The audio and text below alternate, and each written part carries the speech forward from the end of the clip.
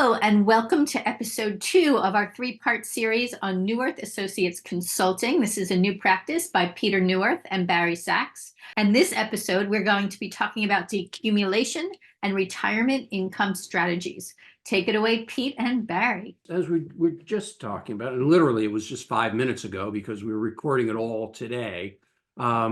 We were talking about how Neuwirth Associates started and how it really started from some joint research you and I were doing on retirement income strategies and the use of reverse mortgages to better facilitate an effective strategy. And the key insight that you came up with, Barry, and I just basically helped you expand a little bit, I think, is that by using a reverse mortgage, you can, as a essentially a buffer asset, along with your 401k and whatever other portfolio that you have as a source of retirement income, you can mitigate sequence of return risks. And that, of course, is one of the core principles that we at Neuwirth Associates believe in, and that is that retirement income strategies, an effective one, should take an actuarial perspective from the perspective of mitigating risk. That when someone is about to retire or goes into retirement, they are subject to all kinds of risks that aren't present while they're saving for retirement and accumulating assets. So it's basically the risks of decumulation. And one of those key risks is sequence of return risk. And that was basically the first one that we tried to tackle. And I think tackled pretty effectively. Absolutely. And so, Yeah. Barry, maybe you can tell us a little bit about how you realized that that was a risk and that this could fix it. Sure. Or mitigate. Okay. First of all, let's point out what sequence of returns risk means. It means when one is drawing from a portfolio of securities, which is inherently volatile. If it weren't volatile, you wouldn't worry about this. But the volatility is there because you want it to go up, and things that go up also go down some of the time. And the fact is that when one is retired, one has to keep drawing because the definition of retirement is that there's no other source of income. You're no longer working in a situation that gives a regular paycheck. So if you don't have a regular paycheck, but you got to keep eating, you got to keep paying either rent or mortgage or whatever it is that's your shelter, then you've got to draw it from some source. And the source, in order to keep up with inflation and to grow, is inherently volatile. You wish it weren't, but that's the reality. So sequence of return risk means that you're at risk of having to draw on the portfolio when the portfolio is in a down part of its volatility cycle. And that's what you don't want to do. Sometimes they say, don't kick the bear when it's down. And the only thing that makes any sense is to get some money from some other source to let the portfolio recover. And how do you do that? Well, I spent a while thinking about that. And I read articles way back in the early aughts, around 2005, 2006. And one article used an annuity. And that said, oh, that's a way of having some steady flow of income that you don't have to draw on the portfolio. So where do you get the money for the annuity? Well, one place you get it is right out of the portfolio, but that diminishes the portfolio. So I walked around with that conundrum in my head until one day a light lit up. Wait a minute, there is another place to get the money. And here in California, and now in a lot of other places too, real estate is there. And a reverse mortgage is a way to get that money to live on when the portfolio is in a down part of its volatility cycle. Right. And that risk of having to deal with this is the sequence of returns risk. And that's the use of a reverse mortgage is a clever way to get it, because unlike any other source, like a HELOC, a home equity line of credit, which you have to pay back, this you don't have to pay back until you leave the home, whether it's horizontally or vertically. Right. So we don't really have time to talk in depth about what reverse mortgages are and why they're they have an undeservedly bad reputation, that in fact they're just a very, very interesting, unusual asset class that really ought to be considered as part of many, many people's retirement income strategies. And we've had a series of podcasts where we've talked about reverse mortgages, and there'll be plenty more in the future. But what I wanted to shift now and talk about is how we have been using that. And basically, when we're talking about sequence of return risk, and when we're talking about other risks in the retirement time, we're really talking a language that not everybody who actually has to plan their own retirement thinks about. But it is the language of the advisors and the financial planners and the those that help others with develop their retirement income strategies. So that was one of the seeds that has now grown into Neuwirth Associates, where we consider ourselves sort of advisors to the advisor. We can help advisors get better at advising their clients around the significant and unique risks during the decumulation phase. And it's not just sequence of return risks. There's also at least 3 other risks that are very important. And the second one, the one that I sort of brought into the mix, simply because I'm an actuary, is longevity. I mean, as an actuary, I've thought about longevity risk forever, basically, or since I got into the business in 1979. And longevity risk is a funny one. You know, you get to be age 65, you retire, and you think, well, maybe I'll live to 100, maybe I'll die at 75. I don't know. And so maybe you protect against it, maybe you insure against that risk. But then as you get older and you stay healthy, that risk becomes more acute. Now you're 75 or 80 and you're still healthy. I mean, now you got a real good chance of living to 100. And will your money last that long? Well, so it's a dynamic risk. It's a risk that people have a hard time wrapping their head around.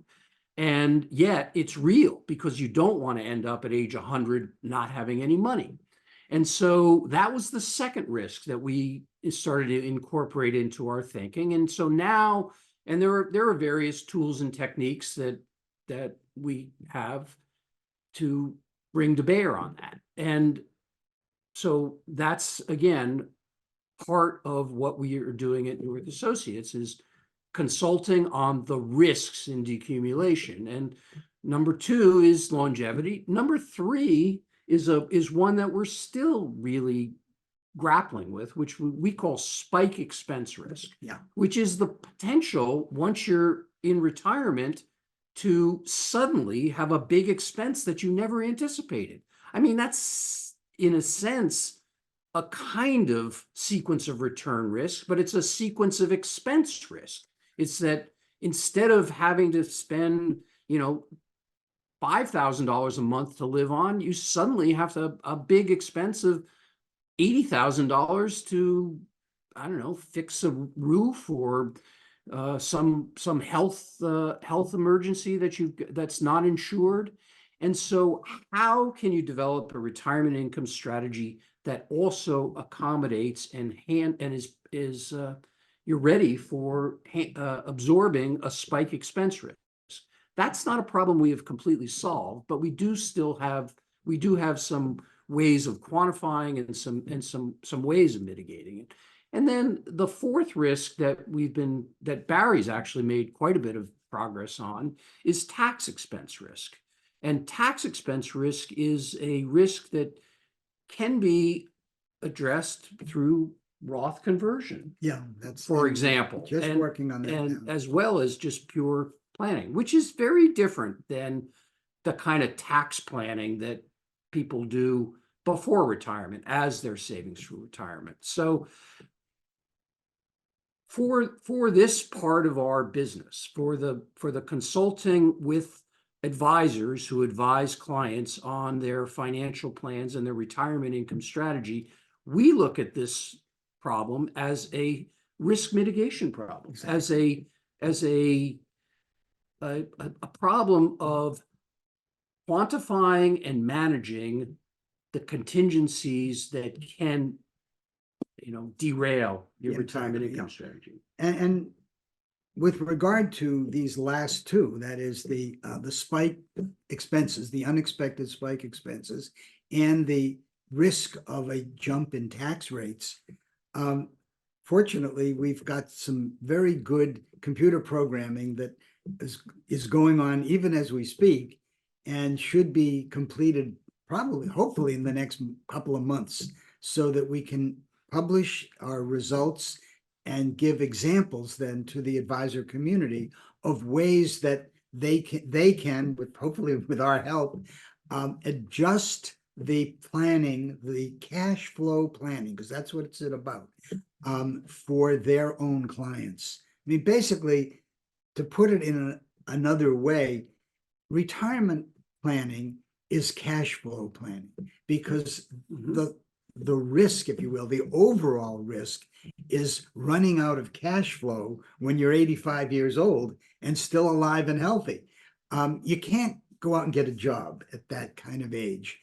Most people aren't really interested in or able to, and the community at large isn't able to provide them with work. So it's really crucial for people that are going to retire or that are retired to do the best they can to assure the continuity of cash flow throughout.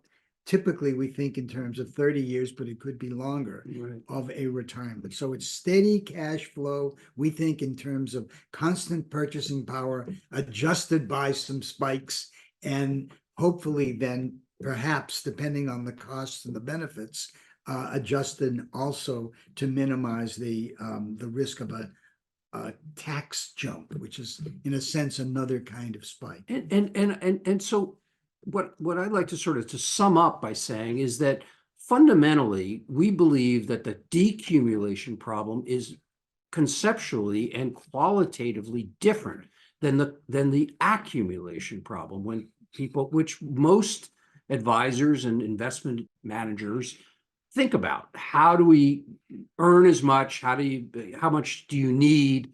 Whereas the decumulation is fundamentally, in my view, an actuarial problem, because that's what actuaries do, is they look at future cash flows and try to match. You match the cash flow that's coming from your assets and your future income with the cash flow that you need that arise from the liabilities and the expenses that you're going to occur in the future. So it's a different animal, and it requires a different kind of approach. And that's fundamentally what Neuwirth Associates is all about, is we are experts in decumulation and the actuarial perspective on the retirement income strategies. And what we'd like to do, and hope and are doing already, is to be working with the advisors, the wealth managers, the financial planners, the accountants of all sorts in that area, to help them help their clients deal with what is, as we say, a fundamentally actuarial problem, which is, and I consider Barry more than an honorary actuary. He's truly a Renaissance man, Well, physicist, actuary, mathematician, and tax lawyer. tax lawyer. Right, I've I been a forgot tax that. lawyer now for 50 years, and from the very beginning, it just happened by an oddball coincidence that I got out of law school in 1973. There I was, the bottom guy on the totem pole at the law firm. ERISA, the fundamental pension law, passed in 74. In fact, it's called the Employee Retirement Income Security Act of 1974.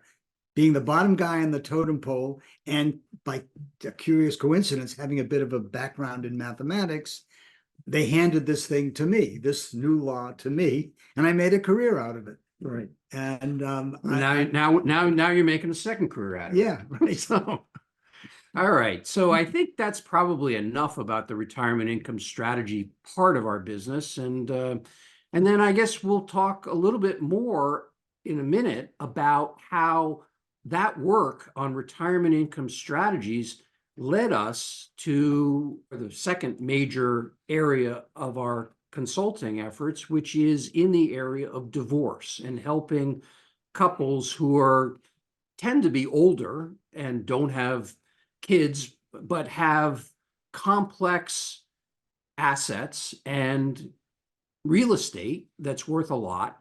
And how can they facilitate, if they're getting divorced at an older age, how can they facilitate a smooth, efficient divorce that leaves both couples with enough retirement income to live on sustainably for the rest of their lives? Yeah, and separately. And That's the difference. It switches. The divorce effects a switch from two living not quite as inexpensively as one, but close to living separately and nowhere near as it's much more expensive and therefore needs to be thought through and planned for, particularly the retirement income and housing costs. And typically housing costs are often the largest. So we've got to find a way to minimize that. Right. Excellent. Well, that will be part 3 of our series. So thank you both teaching us about decumulation and how we can handle it.